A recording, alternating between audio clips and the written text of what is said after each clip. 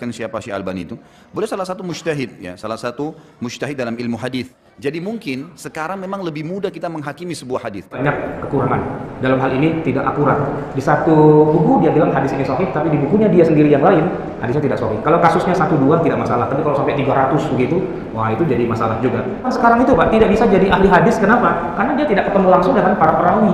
Hadisun sahih, sahahu Ahmad Sarwat, orang ketawa sedunia itu. Apa lu ngomong hadis sahih, orang nggak hidup di zaman itu kok bilang hadis sahih? Dari mana dasarnya? Beberapa kali Ustadz menyebutkan sebuah hadis, biasanya disebutkan sanadnya dari mana dan kadang disebutkan dihasankan oleh Syekh Albani.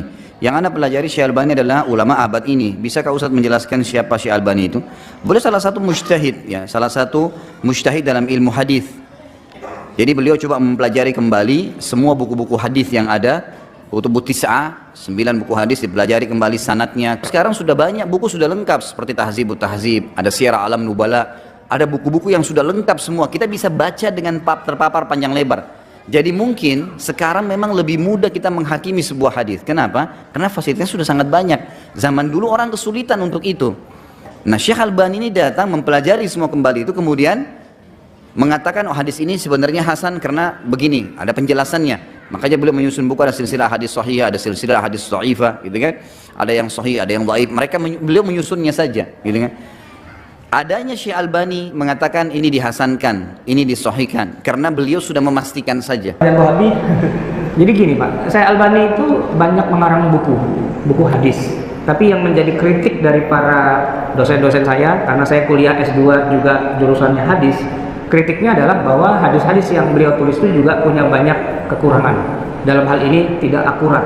Di satu buku dia bilang hadis ini sahih, tapi di bukunya dia sendiri yang lain hadisnya tidak sahih. Kalau kasusnya 1-2 tidak masalah, tapi kalau sampai 300 begitu, wah itu jadi masalah juga.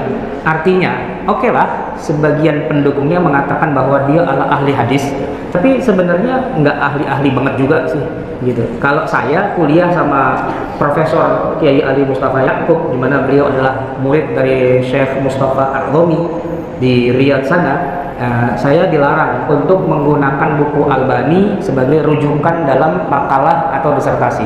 Kenapa? Ini bukan rujukan ilmiah. Ya emang nggak boleh sih. Merujuk kitab hadis tuh kemana? Ya ke Bukhari, ya kan?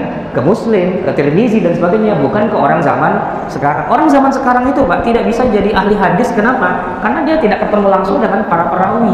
Bukhari itu keliling dunia berpuluh-puluh tahun itu kan ketemu dengan para perawi aslinya. Nah, jadilah Sahih Bukhari gitu kan. Nah, kalau Ahmad Sarwat, HR Ahmad Sarwat gitu, orang akan nanya, emang lu ketemu dengan para perawi hadis zaman dulu? Kan enggak. Terus tahu dari mana hadis ini sahih atau tidak sahih?